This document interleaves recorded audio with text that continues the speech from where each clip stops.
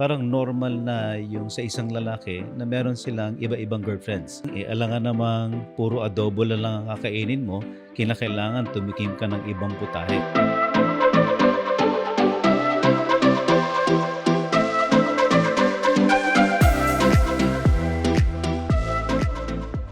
How would you define what a family is and how it relates to you growing up and how your current family is designed? Basically, no, as we all know, the family is the basic unit of this society. And ideally, there should be a mom, dad, and of course the children. But somehow, I think because of the influence nowadays, especially of the social media, that's something that a lot of families are now struggling in terms of keeping the family together. And hindi na ako lalayo, ganun na nangyari sa amin. I grew up in a very dysfunctional family. My dad was used to be a member of it's like a mafia in the Philippines.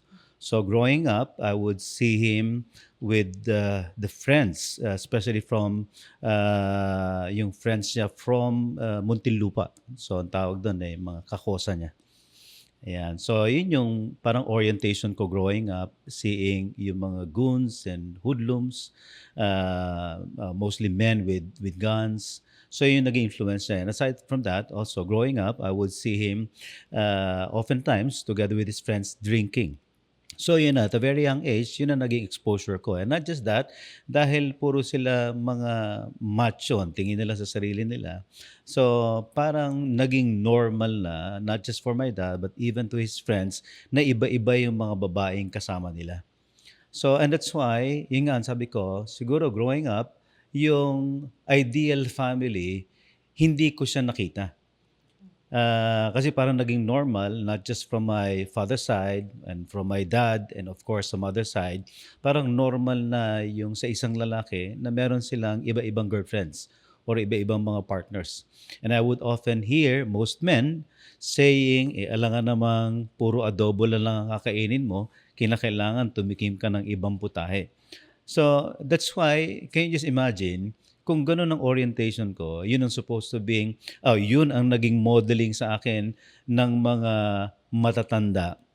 Meron ngang commercial, sabi nila sa mata ng isang bata, yung mali ay nagiging tama.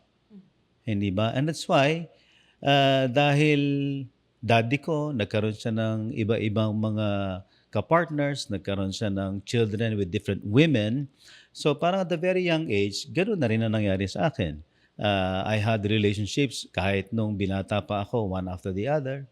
Tapos until eventually, nga, noon ako ay nagkaroon na ng sariling pamilya, nagkaroon din ako ng relationship, one after the other, before and after the marriage. So talagang totally, yung concept, especially yung biblical concept nung family, hindi ko siya naintindihan.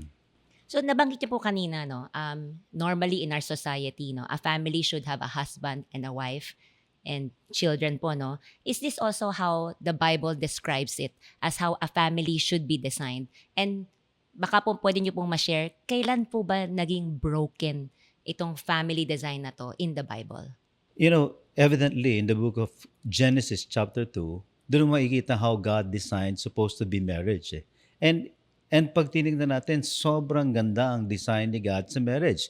God provided for everything and God himself, siya ang mentor, siya ang guide, hindi ba? Siya nagtuturo ng lahat na kinakailangan ni Adam and Eve.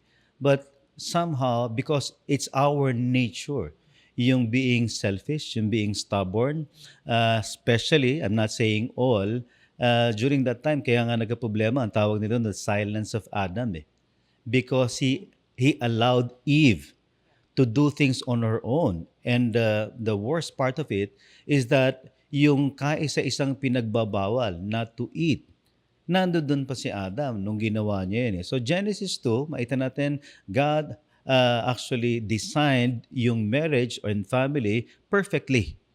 Pero in Genesis chapter 3, because of the stubbornness of men, self-centeredness, doon nag-start naman yung fall. Doon nasira yung beautiful design ni God sa family and marriage. So tama po ba, based on my understanding, because Adam was silent, was Adam in God's design of the family should be the head being the leader of the family as how He designed it? Yes. Though nagkaroon ng brokenness, hindi ba? Nagkaroon ng fall during the time yung kay Adam and Eve. Pero God is a God of order. So He restored everything. And that's why yung marriage and family should be patterned after the leadership of Jesus. That's why in the book of Ephesians, in the book of Colossians, pag tinignan natin, ang concept kasi natin ng government ay literal na gobyerno.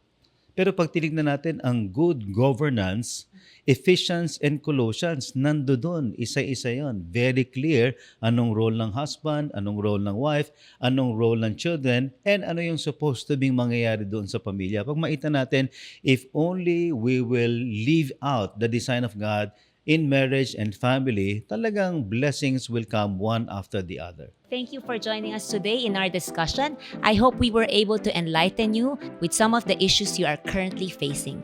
If you have any comments or suggestions, please drop us a note in the comment section. We would also like to take this opportunity to invite you to come join and worship with us here at Jubilee Evangelical Church. Every Sunday, we have English services at 8:30 a.m. and 10:30 a.m., Amoy service at 10:30 a.m., Taglish service at 2 p.m., or you may join us online through our Facebook and YouTube channels at 3 p.m.